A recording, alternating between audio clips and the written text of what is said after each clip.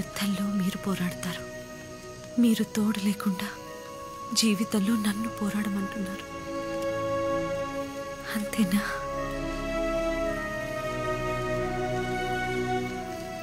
పోరాడతాను.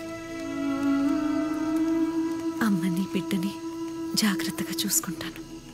సీమ బాగుండాలని ఒక్కటయ్యాం. ఇప్పుడు దేశం బాగుండాలని దూరం అవుతున్నాం. పసితనం నుంచి నా గౌరవాన్ని ఆశయాన్ని మోస్తూనే ఉన్నావు. ఈ జన్మకి నన్ను క్షమిస్తావా? అయ్యో రామా, అవే మాటలండి. మీరెవరినో ప్రేమిస్తున్నారని అందరూ చెప్తూ ఉంటారు. నిజమే, మీరు ప్రేమిస్తున్నారు.